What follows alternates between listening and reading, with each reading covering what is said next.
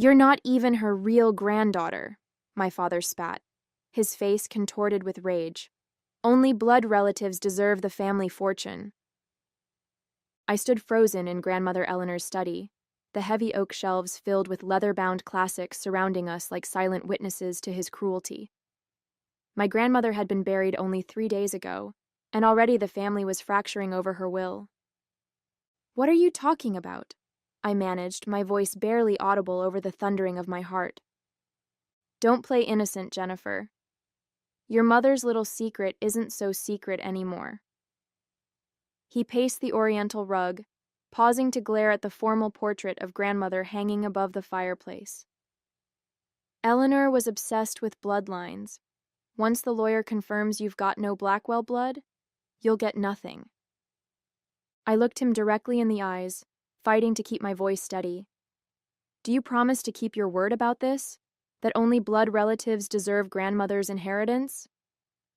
Absolutely, he declared, lifting his chin with the same imperious tilt I'd seen countless times throughout my childhood.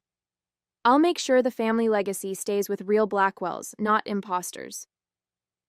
My name is Jennifer Blackwell. I'm 27 years old, and until 5 minutes ago, I believed Douglas Blackwell was my biological father. Now, standing in my grandmother's Georgian mansion in suburban Philadelphia, I was apparently discovering otherwise. What I wanted was simple: the fair treatment Grandmother Eleanor intended in her will. She had specifically mentioned me, her only granddaughter, during our last conversation about her estate plans. Standing in my way was the man who had always viewed me with thinly veiled contempt, the man whose approval I had spent decades trying to earn unsuccessfully. You can attend the will reading next week if you must, he continued dismissively, but don't expect anything. I've already spoken with Harrison about challenging any provisions that include you. Harrison Mills was my father's longtime friend and our family attorney. The mention of their apparent collusion sent a chill through me. I'll be there, I replied quietly. Grandmother wanted me there. Sentiment, he scoffed. Eleanor always had a blind spot for you. Fortunately, the law cares about facts, not feelings. As he strode from the room, I sank into Grandmother's desk chair, running my fingers over the polished walnut surface where she had written countless letters, reviewed business documents, and most recently, finalized her will. My phone buzzed with a text from my mother. We need to talk about your father. Tonight, alone. I stared at the message, unease crawling up my spine. If my father wasn't my biological father, then who was? And how had this secret remained hidden for 27 years? More importantly, why was it surfacing now, just days after grandmother's death and days before her fortune would be distributed? Whatever truth awaited me, one thing was becoming clear. The father I had spent my life trying to please had been harboring resentment far deeper than I had ever realized. Growing up as a Blackwell meant navigating a world of privilege and weighty expectations. The Blackwell fortune, built on pharmaceutical patents and shrewd investments, had sustained 3 generations of the family in considerable luxury. My father, Douglas, was the elder of 2 sons, which automatically positioned him as the presumptive heir to the majority of the Blackwell assets. His younger brother, James, had been the family rebel, brilliant but restless, unwilling to conform to our grandfather's rigid vision of the family legacy. He'd left Philadelphia to pursue medical research in Seattle, returning only occasionally for major family events. My memories of Uncle James were limited but warm. His easy laugh, thoughtful gifts, and the way he'd speak to me as though my opinions mattered. In contrast, my relationship with my father had always been strained. Douglas Blackwell was a man who measured worth in achievements and status. My brothers, Thomas and William, had fulfilled his expectations admirably, Thomas following him into the family business, William excelling in law school. I, however, had disappointed him at every turn. She lacks the Blackwell drive, he'd remarked to my mother when he thought I couldn't hear. Too soft, too unfocused. Despite graduating with honors and establishing a promising career in historical preservation, nothing I accomplished seemed to meet his standard. I'd attributed this perpetual disappointment to sexism or perhaps unrealistic expectations, never imagining there might be a more fundamental reason for his distance. Grandmother Eleanor had been my sanctuary. Unlike my father, she valued my interest in history and art, encouraging me to pursue a path that honored my passions rather than family tradition. During my undergraduate years, I'd visit her estate every Sunday for tea, listening to her stories of family history and her own quiet rebellions against the constraints placed on women of her generation. "Remember, Jennifer," she often told me, "a Blackwell makes their own path." Her death at 86 had been peaceful, but left an emptiness I was still struggling to navigate. The knowledge that I'd lost my greatest advocate within the family made her absence even more profound. In the days following her funeral, I'd noticed subtle changes in my father's behavior, heightened scrutiny when I interacted with other family members, hushed conversations with Harrison Mills that abruptly ended when I entered a room. I'd dismissed these observations as grief, manifesting in different ways, but now they took on a more sinister significance. The last time I'd seen grandmother alive, she'd held my hand with surprising strength and whispered, "Trust your instincts, Jennifer.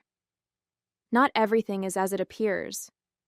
At the time, I'd attributed her cryptic words to medication or fatigue.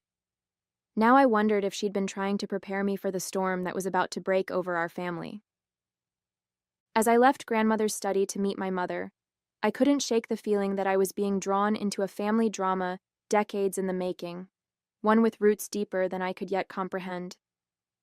My mother was waiting for me at her favorite cafe, tucked away in a quiet corner of the city, where Blackwells were just ordinary people. She looked smaller somehow, her usually impeccable appearance slightly disheveled, eyes shadowed by sleepless nights. "I never wanted you to find out this way," she began without preamble, her fingers nervously turning her wedding band. "Your father, Douglas, shouldn't have told you like that. It was cruel and self-serving." "So it's true?" I asked, my voice barely above a whisper. "He's not my biological father?" She nodded, tears gathering in her eyes. "It's complicated, Jennifer. More complicated than Douglas makes it sound." Over the next hour, my mother unraveled a story that upended everything I thought I knew about my family. She and James, my uncle, had been in love before she met Douglas. They'd been young, passionate, and planning a future together when James received a prestigious research fellowship in Seattle. "We agreed he should go," she explained. "It was an incredible opportunity. We thought we could manage the distance." But the separation had strained their relationship, and during a particularly difficult period, she'd grown close to Douglas, who had always admired her from afar. A moment of vulnerability led to a brief relationship, one she ended when she realized her heart still belonged to James. When I discovered I was pregnant, I was certain it was James's child. The timing aligned perfectly with his last visit home. Her voice trembled. But Douglas insisted the child was his, and James was already engaged to someone else by then. I didn't want to disrupt his new life. Douglas had proposed immediately, presenting their marriage as the honorable solution. Only later did my mother realize that his interest had never been entirely about her. The Blackwell fortune had strict inheritance provisions that favored male heirs with legitimate children. "He needed a wife and children to secure his position," she said bitterly. "And I needed stability for my baby. It seemed like the best option at the time." Years passed and the secret held. James eventually moved back to Philadelphia with his wife, but they remained childless. When his marriage ended in divorce, he threw himself into medical research, becoming increasingly distant from family affairs. "Did James ever know?" I asked. "No," my mother whispered. "I couldn't bear to disrupt his life again.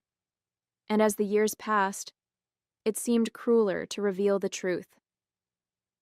The revelation left me reeling. Every memory of childhood now required re-examination. My father's coldness, Uncle James's warmth during his rare visits, Grandmother Eleanor's special attention to me. "Why is Douglas revealing this now?" I finally asked. My mother's expression hardened. "Your grandmother's will. He's always been obsessed with the Blackwell fortune, and now he's worried Eleanor might have left you a significant portion. He needs to discredit your claim. But if I'm not a blood Blackwell? That's just it, she interrupted. You are a Blackwell by blood, just not Douglas's child. You're James's daughter, which makes you Eleanor's granddaughter by blood regardless. The irony was almost too perfect. My father's attempt to cut me out of the inheritance by denying our biological connection might actually strengthen my claim through a different branch of the family tree. What do I do now? I asked, feeling adrift in this new reality. My mother reached across the table to clasp my hands. That depends on what you want, Jennifer. Justice? Acknowledgement? Or simply your fair share of what Eleanor intended for you? I didn't have an answer yet. The betrayal was too fresh, the implications too vast to process in a single conversation. But as we left the cafe, one certainty crystallized in my mind. I would not allow Douglas Blackwell to rewrite my history for his financial gain. The question was how to prove my true parentage before the will reading, and whether that truth would help or harm my position in the complex web of Blackwell inheritance rules. The next morning, I drove to Uncle James's apartment, heart hammering against my ribs. I had called ahead, keeping my reason vague. Family matters to discuss before the will reading. Now, sitting in his modest living room surrounded by scientific journals and travel mementos, I struggled to find the words to upend his world alongside mine. You seem troubled, Jennifer, he observed, setting 2 cups of tea on the coffee table. At 58, James Blackwell remained handsome, with the same dark eyes I saw in my mirror every morning. Is Douglas making things difficult about Eleanor's estate? It's more complicated than that, I began, then faltered. How did one ask a man if he might be your biological father? Uncle James, did you and my mother were you ever together? Before she married father? The cup froze halfway to his lips, his expression shifting from surprise to guarded caution.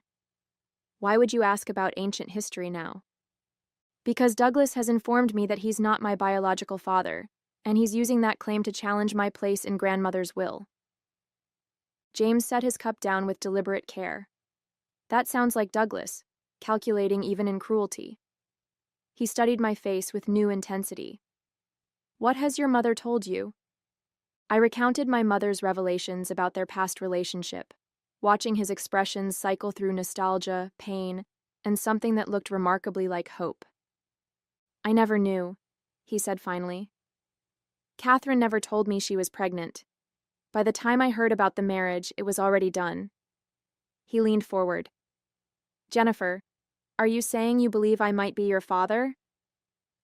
The timing fits, according to Mother, but Douglas is determined to prove I have no Blackwell blood to claim my inheritance. James's expression darkened. Eleanor's will specifically mentions you by name. Douglas can't simply write you out of it. He claims he can challenge any provisions made under false pretenses, namely that grandmother believed me to be his biological daughter. James rose abruptly, pacing the small room. This is absurd. Even if you were not Douglas's biological child, you're still Eleanor's granddaughter if you're my daughter. He stopped, meeting my gaze directly. We need to know for certain. A DNA test would settle this question definitively.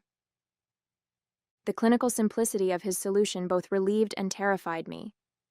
You'd be willing to take one? Without hesitation, he replied. I've always felt a connection to you that I couldn't quite explain. If you are my daughter... His voice caught. Well, let's confirm the facts before we get ahead of ourselves.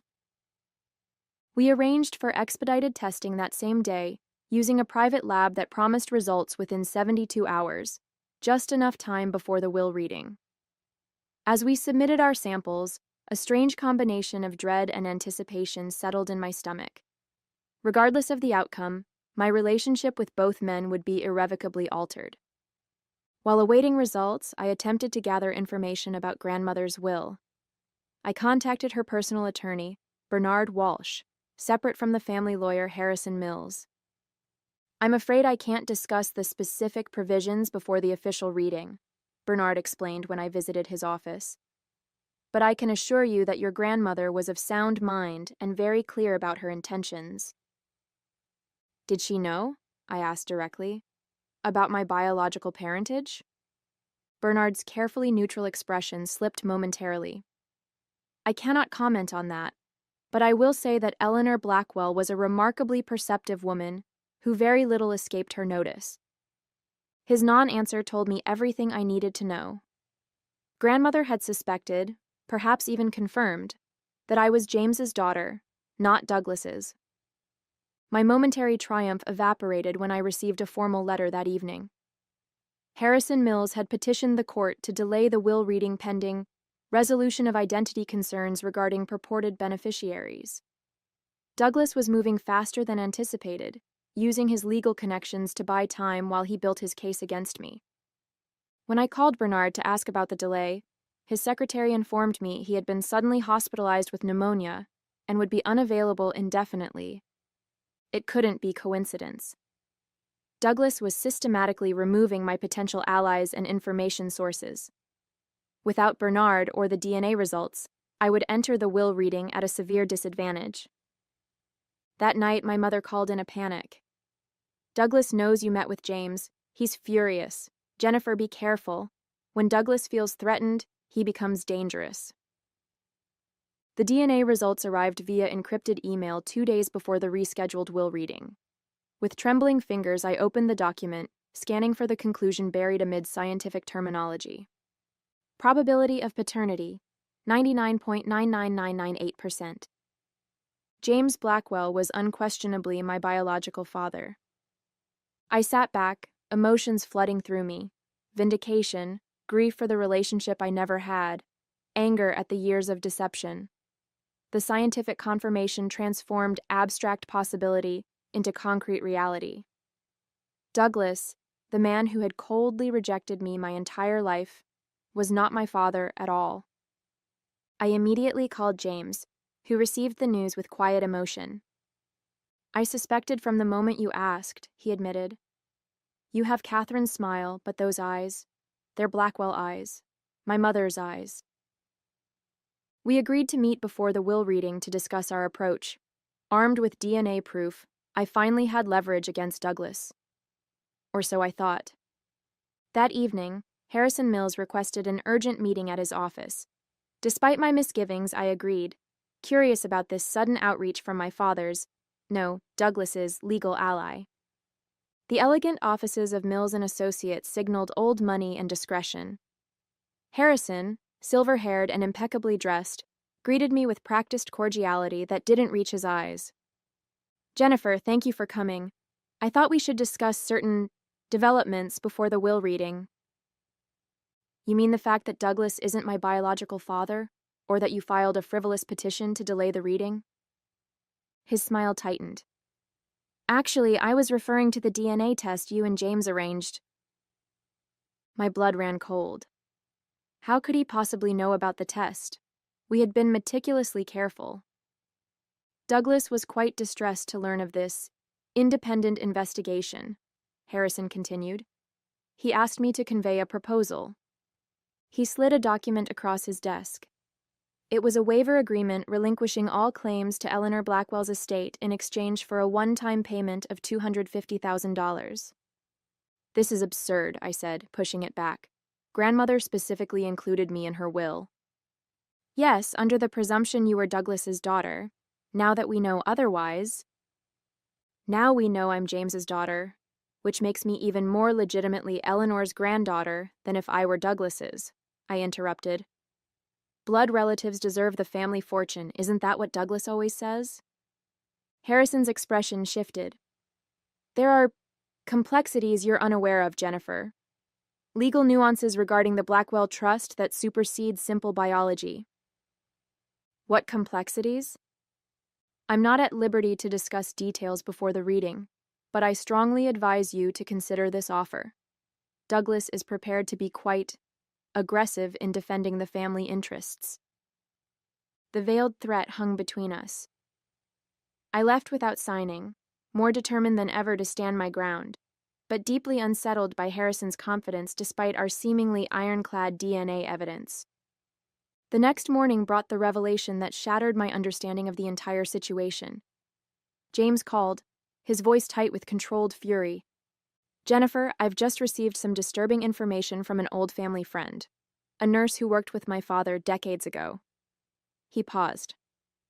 "Douglas isn't biologically a Blackwell." What? The room seemed to tilt around me. Apparently, my parents adopted Douglas as an infant after my mother had several miscarriages. When she unexpectedly became pregnant with me years later, they decided to keep the adoption quiet, not wanting Douglas to feel like less than their son. The implications hit me like a physical blow. If Douglas wasn't a blood Blackwell, then by his own logic. "Does Douglas know?" I managed. "I don't think so. Our parents took the secret to their graves. But Eleanor might have known. She and my mother were extremely close." "That's why Harrison was so confident," I breathed.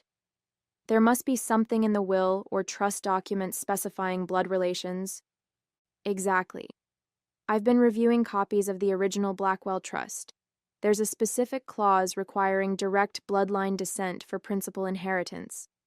Douglas would have been protected by his legal adoption, but by making this about biological legitimacy, he's potentially disqualified himself." The irony was almost too perfect. Douglas's attempt to disinherit me by questioning my biological connection to the Blackwell line could backfire catastrophically if his own adoption came to light. "What do we do with this information?" I asked. James was quiet for a moment. "That depends on what you want, Jennifer. What Douglas deserves and what's right for our family might be different things." I considered his words carefully. "I think," I said slowly, "that people who insist on blood purity should be held to their own standards, don't you?" The morning of the will reading dawned crisp and clear, Philadelphia's autumn painting the trees in brilliant hues outside grandmother's mansion where the family had gathered. I arrived early with James, our shared secret a fragile weapon we weren't yet certain how to deploy. Harrison Mills presided from the head of the dining table, leather portfolio open before him, while various Blackwell relatives filled the high-backed chairs. Douglas sat directly opposite me, his posture radiating confidence, flanked by my brothers who looked uncomfortable but determined to support their father. "Before we begin," Harrison announced, "I must address a delicate matter regarding succession eligibility." Douglas straightened, shooting me a triumphant glance. "It has come to our attention that certain beneficiaries named in Eleanor Blackwell's will may not qualify under the bloodline provisions of the original Blackwell Family Trust." My mother, seated beside me, gripped my hand beneath the table. Harrison continued, "As you know, Eleanor's estate is divided between assets she controlled independently and those governed by the family trust established by her father. The trust specifically requires beneficiaries to be blood descendants of the Blackwell line. Which is precisely why we need to address Jennifer's situation," Douglas interrupted smoothly. "Recent information suggests she is not my biological daughter, and therefore has no claim to the Blackwell inheritance." A ripple of murmurs circulated around the table. James and I exchanged glances, our carefully rehearsed plan suddenly derailed by Douglas's preemptive strike. "I have DNA evidence," Douglas continued, sliding a folder toward Harrison, "confirming Jennifer is not my biological child. Under the bloodline requirement, she is ineligible for trust distribution." My heart pounded as Harrison reviewed the documents. We had anticipated raising the paternity issue ourselves, but Douglas had outmaneuvered us by presenting his own testing I had never consented to or provided samples for. "May I ask how you obtained my DNA for this test?" I asked, fighting to keep my voice level. Douglas's smile was cold. "From your water glass at our last family dinner. Quite simple, really." "That's illegal," James interjected. "Unauthorized DNA testing." "Irrelevant to the inheritance question," Harrison cut in. "The science is sound, regardless of collection methods." I felt our carefully constructed plan crumbling. If Harrison accepted Douglas's evidence while dismissing the legality of collection, we would lose our chance to reveal the truth on our terms. I have additional evidence pertinent to the bloodline question, I said firmly, removing our own testing results from my bag. DNA confirmation that James Blackwell is my biological father. The room erupted in shocked exclamations. Douglas's face contorted with fury as he turned on my mother, who met his gaze unflinchingly. This changes nothing, Harrison insisted after reviewing our documentation. The trust specifies Blackwell blood from Eleanor's direct line, which flows through her son Douglas to his legitimate heirs. It was the opening we needed. James stood slowly, commanding the room's attention. I believe we need to examine the precise language of the trust, he said. My understanding is that it requires beneficiaries to be blood descendants of Harold Blackwell, Eleanor's father. If that's the case, we have a significant problem. Harrison frowned. What problem? Douglas is not biologically a Blackwell, James stated clearly. He was adopted as an infant, a fact our parents kept private to protect him, but which Eleanor was aware of. The silence that followed was deafening. Douglas's face drained of color as he stared at his brother in naked shock. That's absurd, he finally sputtered. A desperate lie. I have the adoption records, James continued implacably, and DNA confirmation. He produced another folder. If we're applying a strict bloodline test as Douglas insists, then I am Eleanor's only biological child, and Jennifer, as my biological daughter, is her only blood grandchild. Harrison looked stricken as he examined the documents, his loyalty to Douglas visibly warring with his professional obligations. This is outrageous, Douglas shouted, rising from his chair. I won't stand for this slander. You're the one who insisted only blood relatives deserve the Blackwell fortune, I reminded him quietly. Are you retracting that position now? Before Douglas could respond, the library doors opened to reveal a frail but determined Bernard Walsh, grandmother's personal attorney, leaning on a cane. I apologize for my tardiness, he said, nodding to me. I believe my presence is required for this reading. Harrison's dismay confirmed our suspicion. Bernard's unexpected recovery threatened whatever legal maneuvering Douglas had orchestrated in his absence. I would like to review the documents before proceeding, Bernard insisted, his experienced gaze already noting the tension filling the room. As Bernard settled at the table with the various test results and adoption papers spread before him, Douglas looked truly afraid for the first time. Whatever scheme he had constructed with Harrison was rapidly unraveling, but his desperation made him unpredictable and potentially dangerous. Bernard adjusted his reading glasses as he reviewed the final pages of grandmother's will, his voice steady and authoritative. Before addressing specific bequests, I must draw attention to a letter Eleanor Blackwell instructed me to read if questions of lineage arose during this proceeding. He opened a sealed envelope, the Blackwell crest embossed on heavy cream paper. The room fell silent as he began to read, "To my family gathered here. If this letter is being read, then the secret I have kept for decades has finally surfaced. I have always known that Douglas was not born of Blackwell blood, but was welcomed into our family through adoption, a noble act of love by my husband and myself after years of heartbreak. I have also known, since the moment I first held her, that Jennifer is James's biological daughter. A grandmother knows her own blood. The Blackwell Trust established by my father requires blood relation for principal inheritance. Having anticipated potential conflict, I have restructured my personal assets, which constitute the majority of what you now call the Blackwell fortune, to reflect my wishes rather than outdated notions of bloodline purity. To Douglas, you have been my son in every way that matters, but your treatment of Jennifer, your brother's child, has revealed a character that dishonors the Blackwell name you so jealously guard. By your own insistence on blood qualification, you have disqualified yourself from what you most covet."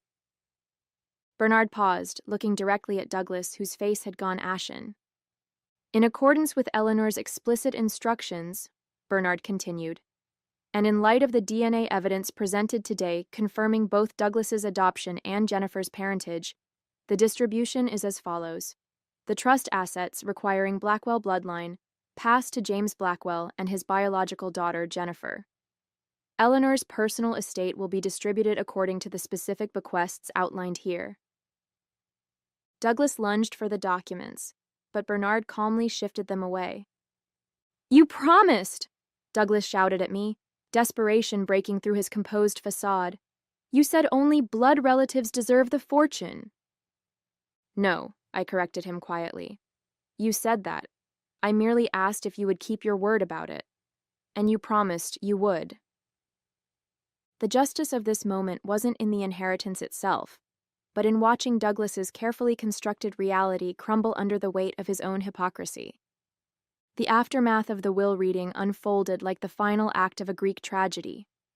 Douglas, undone by his own machinations, stormed from the mansion shouting threats of legal challenges that everyone present knew would fail.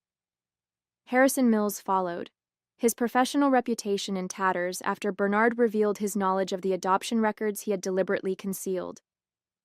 My brothers, stunned by the revelations, approached me uncertainly.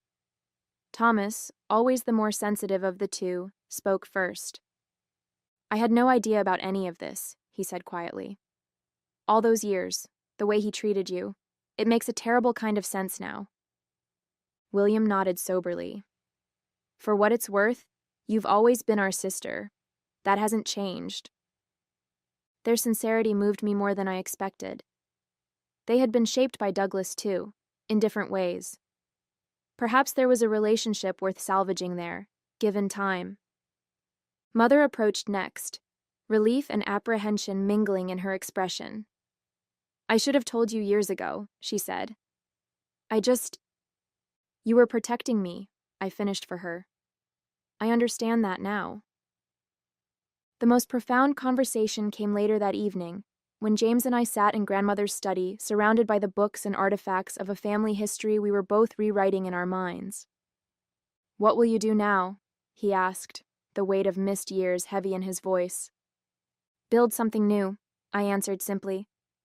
"We can't recover the time we lost, but perhaps we can create something better going forward." He smiled, the expression so similar to my own that I wondered how I hadn't seen the resemblance before. I'd like that very much. As we talked into the night, sharing stories and discovering connections, I felt grandmother's presence in the room, her wisdom, her foresight, her absolute certainty that truth would eventually prevail. She had arranged everything perfectly, ensuring that justice would be served without requiring me to deliver it personally. In the end, Douglas's downfall came not from my actions, but from his own character revealed under pressure. He had spent decades ensuring I felt like an outsider in the family, never suspecting that he was the true outsider all along. The irony was perfect, and perfectly sufficient. As I looked toward the future, a future that included a father who actually wanted me in his life, I realized that was the greatest inheritance of all.